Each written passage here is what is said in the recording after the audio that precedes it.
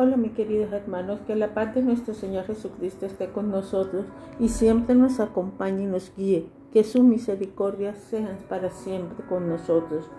Vamos a estudiar el último capítulo de Juan 20 al 21-25. Leemos en el nombre del Padre, del Hijo y del Espíritu Santo.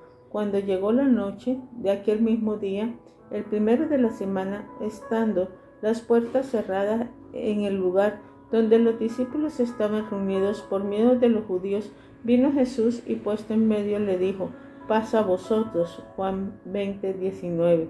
Como me envió el Padre, así también os envío. Juan 20:21.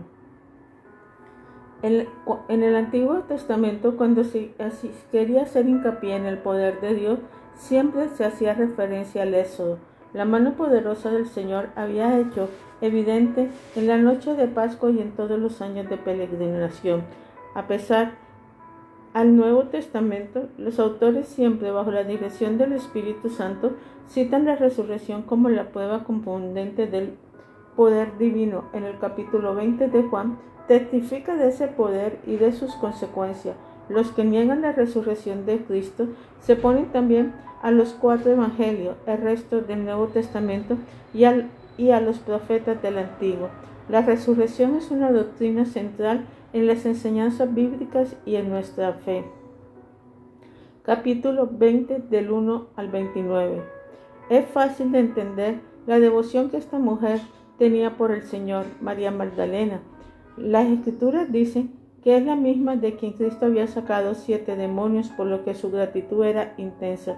Estuvo presente en la cruz con otros amigos fieles, aunque acompañada con otras mujeres. Lucas 24:1. Juan indica que ella fue la primera en llegar a la tumba, el primer día de la semana, siendo aún oscuro. Juan 20:1. ¿Cuál fue su sorpresa cuando vio quitada la piedra del sepulcro? Su conclusión natural fue que alguien había violado la tumba, aunque la cueva había sido sellada la noche anterior con una especie de puerta, además del sello oficial puesto por las autoridades. La puerta en sí consistía en una piedra redonda, grande y por supuesto muy pesada. Imagínate una gran rueda de piedra que descansa en una ranura y zanja angosta. Dicha ranura pasaba por la entrada en un plano descendente. Su parte más baja quedó directamente frente a la abertura de la cueva. Antes de ser usada la tumba, tal vez la piedra estaba en la parte alta, siempre en la ranura, sosteniendo su lugar por una cuña. Al cerrar la tumba, se debe haber quitado la abertura. Las mujeres, encaminándose hacia el sepulcro, iban preocupadas pensando quién les ayudaría a remover semejante molo de piedra otra vez hacia arriba para abrir la tumba. Al llegar allí, dice Juan que encontraron la piedra quitada, o sea, removida. Fue la ranura que era el lugar correcto.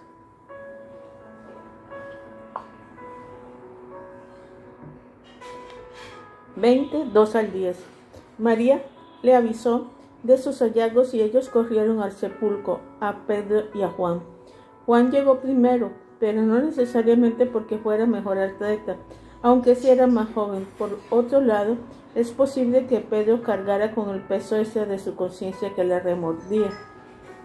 Sin duda, en el camino ambos iban pensando que María se había equivocado.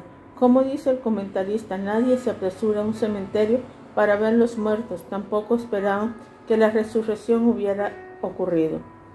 Su reacción a lo que encontraron al llegar a la tumba la podemos resumir en 3 versículos que enfatiza el verbo ver.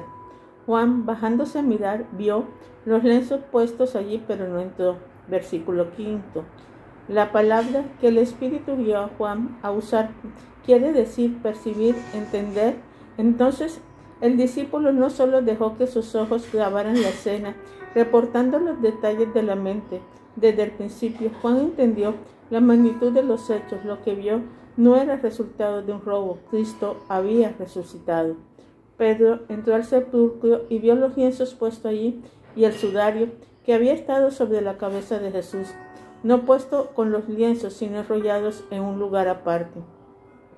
Versículos 6 y 7.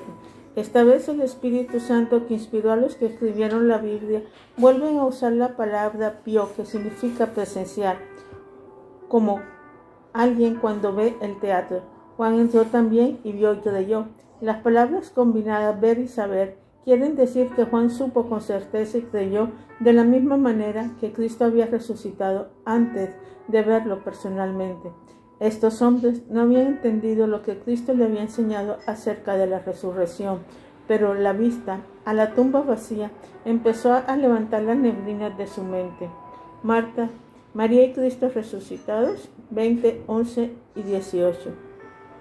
María regresó a la tumba con un pequeño ajuste de perspectiva. Aparentemente no pensaba tanto en un robo, sino que algún amigo se había llevado el cuerpo a otra parte, tal vez para preservarlo.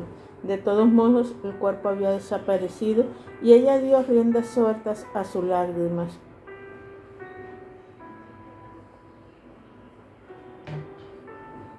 Es asombroso que no se asustara al ver los ángeles, versículo 12, sino que tuvo el valor para explicar su sentir. En eso dio la vuelta y vio a Jesús sin saber quién era. No fue hasta que oyó su nombre pronunciado por sus labios del Señor que supo que era. Juan traduce Raboni como maestro, pero sus lectores no judíos, para sus lectores no judíos, pero ellos quería decir mi propio maestro muy querido. La reacción muy natural de María, que pensaba que había perdido a su maestro para siempre al morir, fue de abrazarlo y detenerlo para no dejarlo que se fuera otra vez.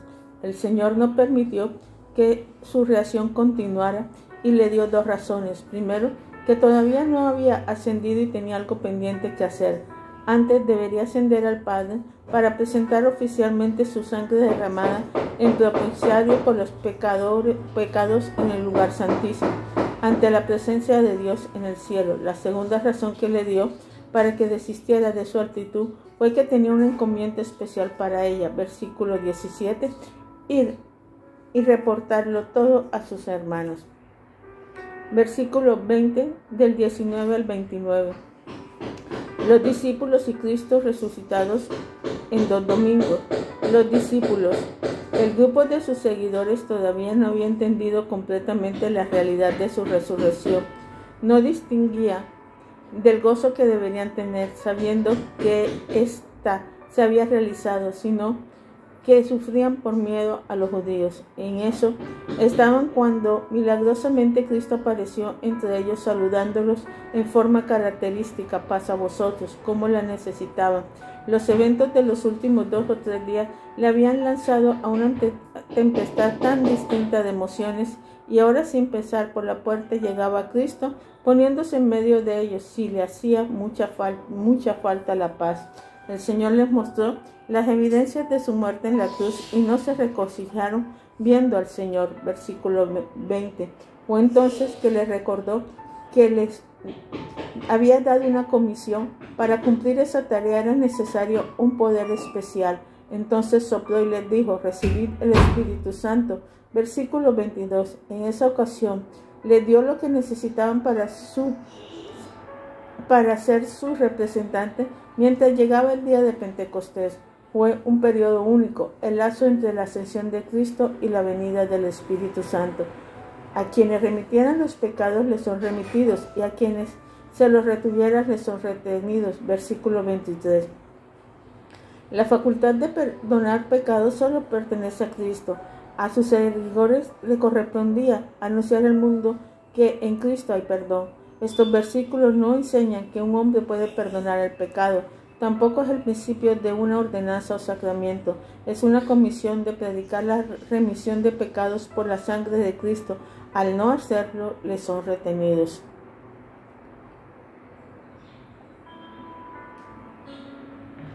Ahora hablemos de Tomás.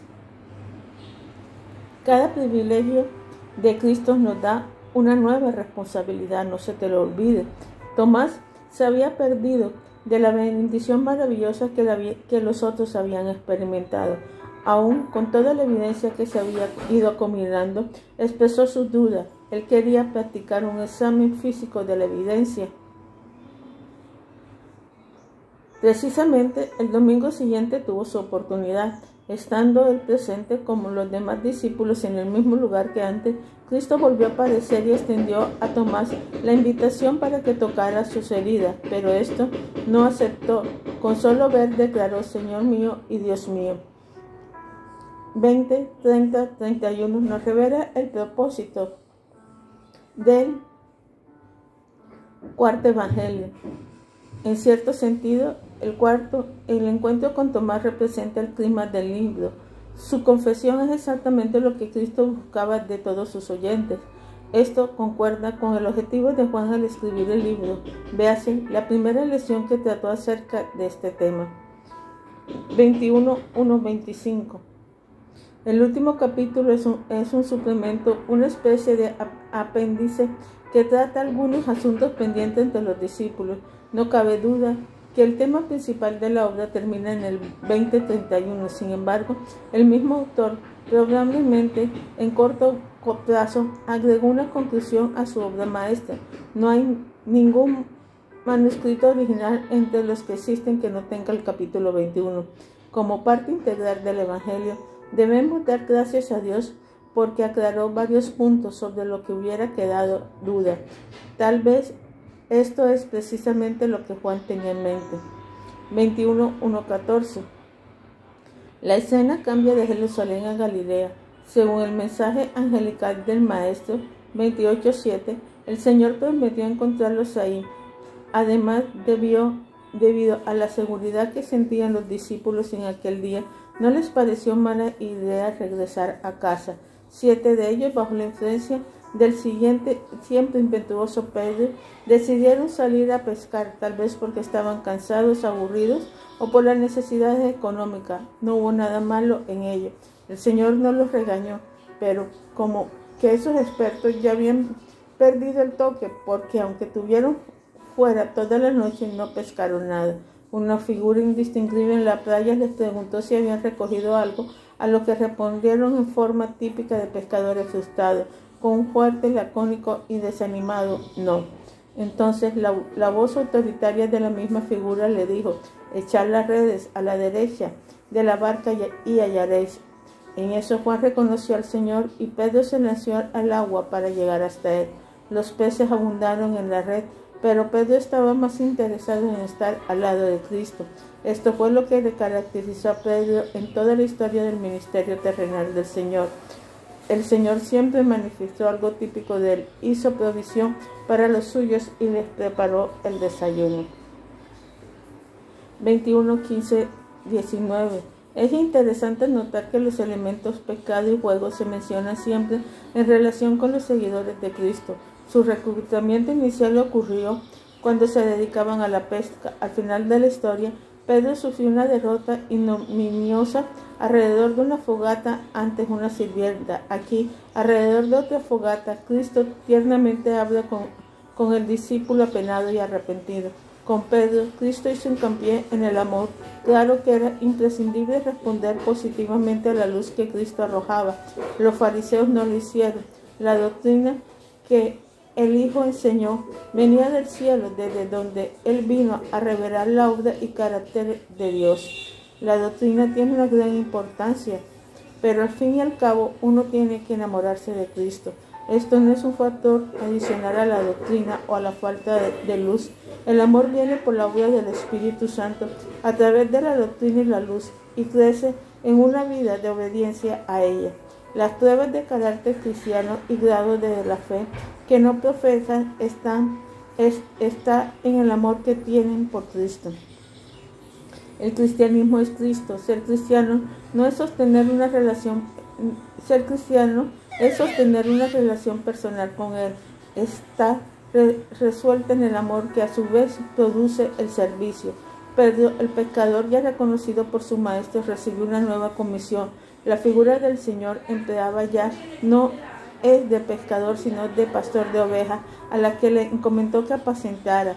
Gracias a Dios que su misericordia, sin duda, Pedro diría como Pablo: doy gracias del que me fortaleció a Cristo Jesús nuestro Señor, porque me tuvo por fiel, poniéndome en el ministerio. Primera de Timoteo 1:12.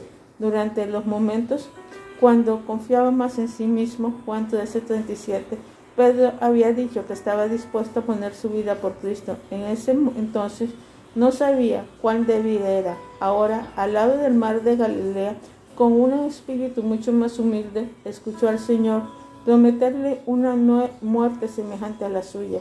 No obstante, las dificultades, la oposición y el odio del mundo, o la muerte en forma de cruz, le dijo: sígueme. Dios pudo hacer uso de Pedro, como relata Hechos 1 y 2, porque obedeció de corazón lo que Cristo le dijo. Dios tiene un solo plan, pero los detalles no son idénticos para todos los creyentes. 21, 20, 23. El Señor había señalado la forma en que Pedro moriría, dándole muestra de que no había cambiado totalmente. El Pedro de antes señaló a Juan y preguntó a Jesucristo, y que de este. La contestación del Señor originó el rumor que Juan no moriría, sino que todo quedaría vivo hasta su segunda venida. Pero Cristo no lo dijo así, y Juan mismo lo declaró. Jesús no le dijo que no moriría, sino: si quiero que él se quede hasta que yo venga, ¿a ti qué? Versículo 24. Perceptivos como siempre, Juan reconoció que todo dependía de la voluntad de Dios y que su plan era personal y oportuno. A ellos le tocaba dedicarse a vivir su propia vida, siempre con el poder del Espíritu Santo, sin preocuparse por los detalles del plan que Dios tenía para dar a los demás. 21, 24, 25. Las penúltimas palabras presentes el testimonio de otro autor, tal vez procedan de los hermanos de Éfesos. El último versículo alude al muchísimo material que no se incluyó en ninguno de los evangelios. Los 3 años y medio del ministerio de Cristo produjeron más de lo que se podía incluir en una biblioteca completa de libros. Sin embargo, tenemos la Biblia, exactamente lo que Dios quiso. Es más, Él no nos responsabiliza por lo que no está incluido en el libro, sino que lo que debemos saber de su voluntad y la manera en que la ponemos en práctica. Ahora razonemos un poco. Principiemos el presente estudio diciendo que el Evangelio de Juan representa leche y viandas a la vez. Para los nuevos creyentes hay leche y pueden disfrutar de los aspectos más sencillos. Por ejemplo, Juan 3:16. Este mismo versículo ofrece también viandas para los creyentes maduros. Ni este libro ni la Biblia nos defraudan nunca. Cada vez que se abre, hay más tesoros que debemos apropiarnos.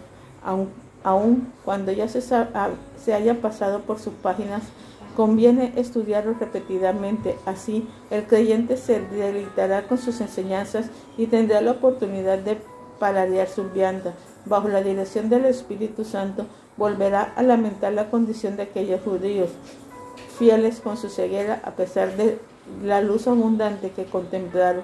De nuevo, su corazón se reconciliará considerablemente con las señales, evidencias de que Jesús es el Cristo, el Hijo de Dios.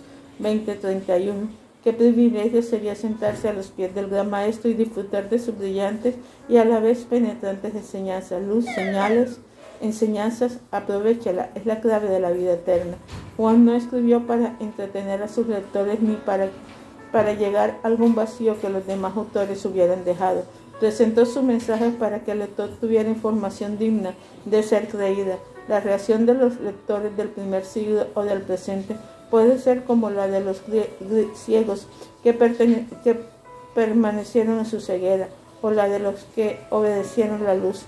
En palabras de Juan mismo, estas cosas sean Cristo para que creáis. Versículos 20 al 21.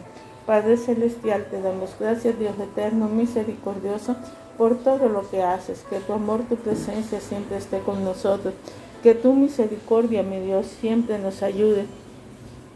Que seas tú, Padre Celestial, dándonos más y más de ti. Que seas tú, Padre Celestial, ayudándonos. Te lo pedimos en nombre de nuestro Señor Jesucristo. Ayúdanos, Padre Celestial, guíanos, Padre Celestial. Danos de tu amor, de tu presencia, Señor. Danos, oh Dios eterno, misericordioso, Señor, cada día más y más de ti. Espíritu de Dios, gracias por todo lo que haces. Gracias, oh Dios eterno, porque tu presencia, Padre Celestial, y tu amor, Señor, siempre nos acompaña. Gracias, oh Dios eterno, porque tú estás aquí. Espíritu de Dios, oh Dios eterno, Que tu presencia y tu misericordia, Señor, se derramen grandemente sobre cada uno de nosotros. Amén y amén. Dios te bendiga, mi hermano. Que la paz de nuestro Señor Jesucristo siempre te acompañe. Amén y amén.